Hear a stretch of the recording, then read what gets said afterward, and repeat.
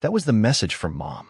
Cold, blunt, no warm-up, no apology, just those words. Followed by, Ava's family doesn't want you there. I stared at the screen for a moment and then typed back. So you went with appearances over your own son? Hit send. No emoji. No tone. Just raw truth. Then I shut my eyes for a second, opened my laptop, logged into the wedding planning account, and canceled the venue reservation. It was under my name anyway. I'd fronted the deposit with my card. Nobody had a clue. And the best part? It was non-refundable. I closed the laptop slowly, leaned back in my chair, and just looked at the wall. No rage. Not even sadness. Just stillness. Like something deep inside me had quietly stepped aside to watch. They'd done things like this before. Not as loud. Not in words. But it was always there, in the looks, the dinner table digs, the missed birthdays they blamed on group chat glitches. And Ava? She was the daughter they always wanted. While me, I was Ethan. The dependable one. The one who never made waves. I helped them pick out the dress boutique. I handled the first caterer negotiations. I even tracked down a perfect Airbnb for the out-of-town guests. When Ryan's parents said the Colorado Lodge was too rustic, I upgraded them to a lakefront luxury spot. I built the Save the Date website. On my Canva account. They didn't even bother to change the login. But now, I was a problem. Ava's dad said I gave off the wrong vibe. Maybe because I wore black to brunch. Or maybe because I asked where $3,000 of catering money disappeared to and didn't just trust them when Mom told me to let it go. They always relied on me. Until suddenly, I wasn't needed. And now they were piecing together their perfect family photo without me. All smiles. Carefully filtered. Minus Ethan. I took a breath and opened the shared wedding folder. Ava and Ryan wedding planning. Scrolled through it. Every contract, every image, every vendor detail, I had uploaded them all. 63 files. Deleted every single one. Then I renamed the folder. Good luck without me. I didn't tell a soul. No warnings. No heads up. Let them discover it when they try to confirm the florist. Let them panic when the photographer doesn't answer. Let them wonder what's going on when the venue says, this booking was canceled by the account holder. They thought I'd just stay quiet. Swallow it. Like always. But this wasn't just about being left out of a wedding. This was the final straw in a mess that had been festering for years. They basically handed me the scissors and dared me not to cut the cord. So I did.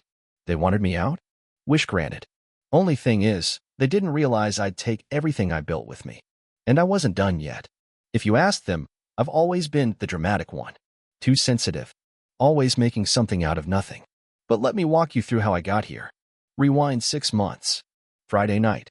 Ava called me, crying. Ryan had lost his job. Their rent was 3 months behind. Their downtown apartment was on the verge of slipping away. They tried to work something out with the landlord. He wasn't having it. He wanted everything by Monday, or he'd start eviction proceedings. I didn't even blink. Wired them $3,800 from my savings. Told her to reach out if she needed anything else. That was bailout number 3 that year. First time? Dad overdrew his retirement fund by mistake and needed $5,000 to fix it before penalties hit. Second?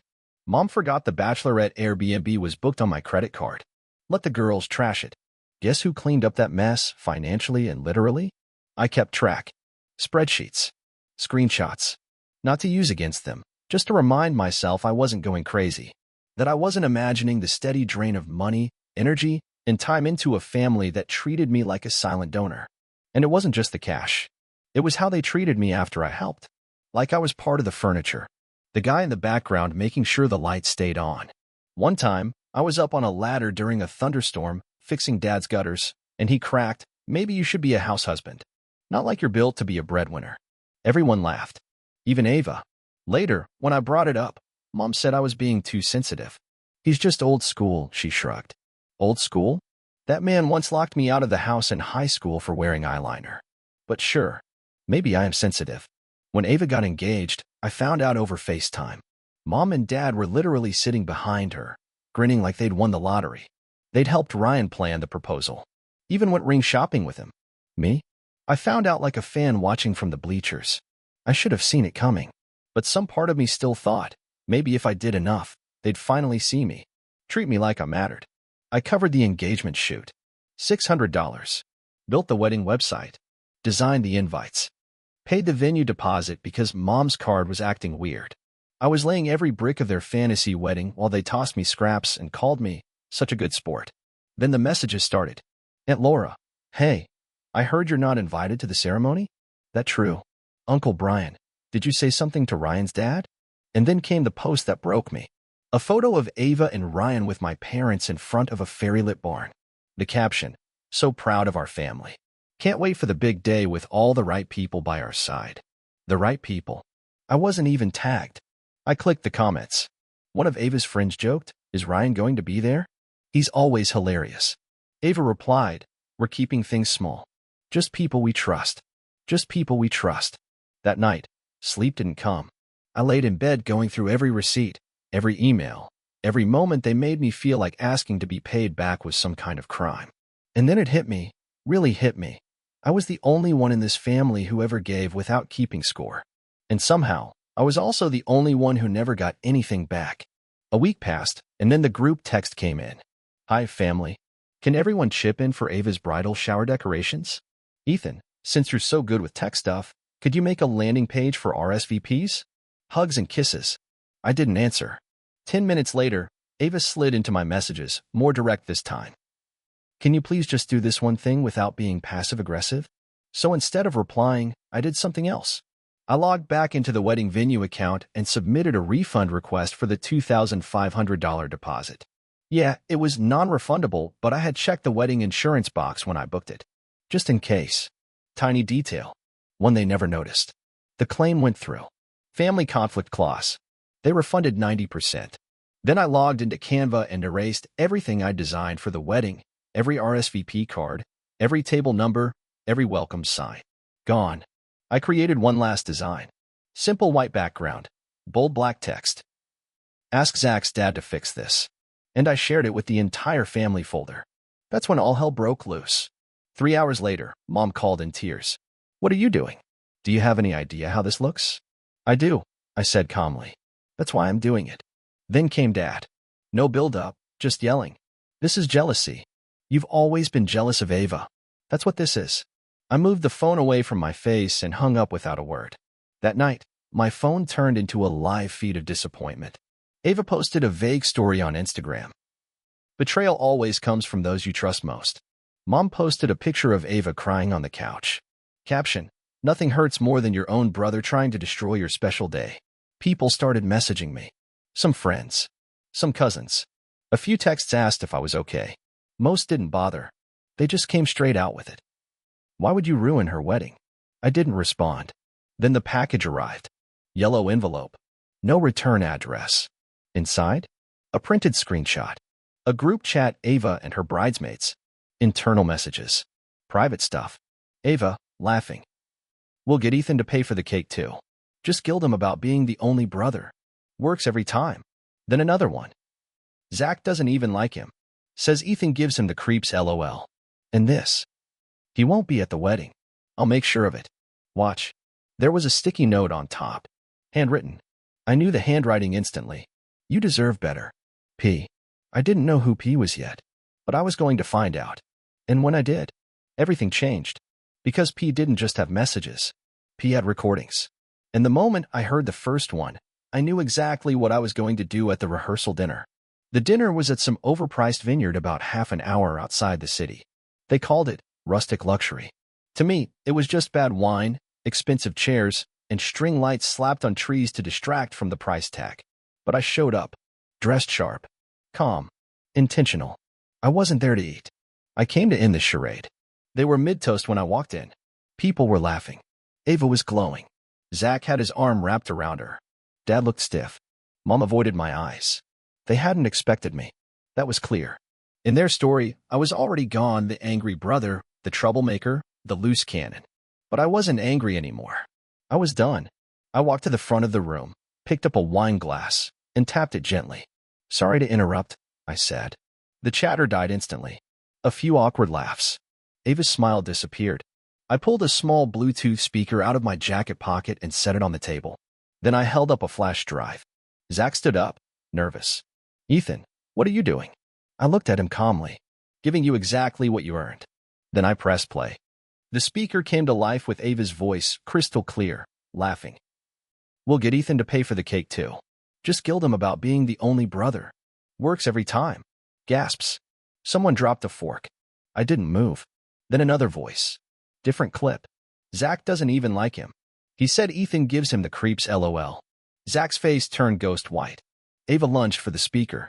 I stepped between her and the table. Sit down. It wasn't a suggestion. She froze. So did the room. Then came the last one. Her voice again. Quiet. Sharp. He won't be at the wedding. I'll make sure of it. Watch. I paused the audio. Looked around the room. Any questions? Zach opened his mouth like he wanted to speak, but he couldn't form words. Dad stood up, seething. You think this is appropriate? You think? Sit down, I said, louder this time. And for the first time in my life, he did. Then I turned to Ava.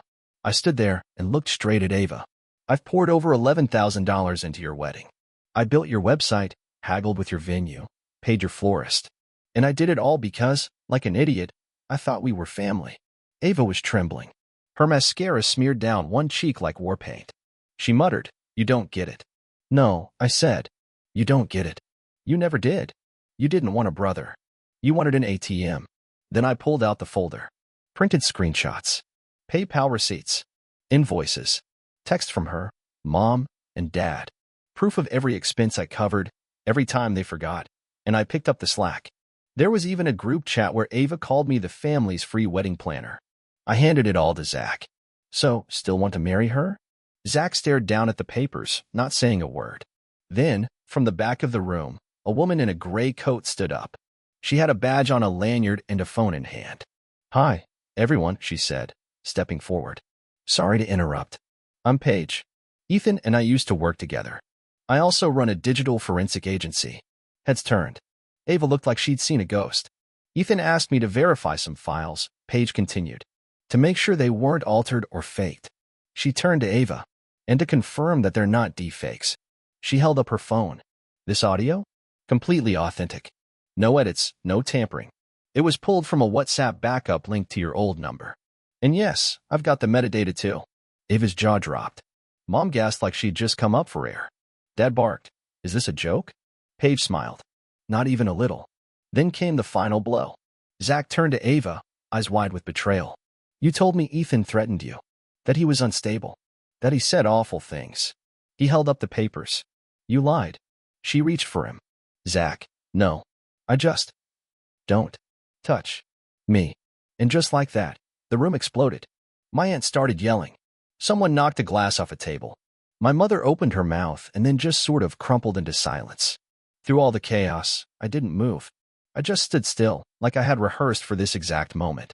When the shouting reached its peak, I raised my voice, calm but firm. I'm not coming to the wedding. That decision was made the moment you decided I wasn't family. But now? Now you get to do it without my money, my help, or my silence. I turned to my parents. You cut me out the second I stopped being your puppet. So I'm cutting the strings. And just as I turned to walk away, Zach's voice rang out, loud and clear. I'm calling it off. The entire room froze. Ava let out a scream as sharp, high-pitched, like glass shattering midair. You can't do this here. I didn't look back. Oh, I said. He just did. And I walked out. No slow motion. No Hollywood music swell. Just the sound of their perfect little world coming apart behind me. I didn't drive straight home after the rehearsal dinner. Didn't even get on the freeway. Instead, I took a side road heading north. Somewhere quiet. A month earlier, I'd signed a lease on a tiny cottage tucked into a corner of the state no one ever talks about. Population, 600. One diner. One gas station. Nobody there cared who I was. That's exactly why I picked it. I paid 6 months up front. Gave no forwarding address. Left no digital trail. Just disappeared. For the first 3 days, I didn't even touch my phone. Didn't check my email. Didn't speak to a single soul. I just sat on the porch with black coffee and a dented thermos and watched birds fight over branches they didn't even own. I didn't feel victorious. I felt free. No more tension locked in my spine. No more guilt weighing me down. No one asking for money. No one pretending to care long enough to squeeze out another favor. On the 4th day, I drove into town and did something I'd always been too ashamed to pursue. I enrolled in a historical archives course at the local college. Old letters. Dusty newspapers. Quiet stories nobody had faked or edited. For once, I was surrounded by things that told the truth without needing to perform. I started volunteering at the county museum, helped clean up their photo archive, repaired a broken microfilm reader. Nobody clapped. Nobody cared. And for the first time in my life, that was fine. Because it was mine. Quietly, peacefully mine. The messages started rolling in about a week later. Old Gmail inbox linked to my backup phone. Didn't even open the first few. The subject line said enough. Can we talk? You went too far. We're still family. Then came the blocked calls. Dozens of them. I left the phone off. They weren't trying to make peace. They were trying to hit reset. Rewind the clock. What scared them wasn't the files I shared. It was the silence. Because for the first time ever, they weren't in control of the narrative. 3 weeks later, a court notice showed up at my old address. Turns out, Dad had tried to sell part of the family land. What he didn't realize was, I'd locked the deed 2 years ago. Quietly. After he almost remortgaged the property without my consent. It had been sitting in legal limbo, just waiting. He triggered the trap himself. Result? His sale collapsed. His buyer bailed. And not long after, Dad found himself facing a fraud investigation. Not because I exposed him. Because I didn't. I didn't write a blog post. Didn't blow up the family group chat with screenshots or bitter essays. I just disappeared. No birthday calls. No emergency bailouts.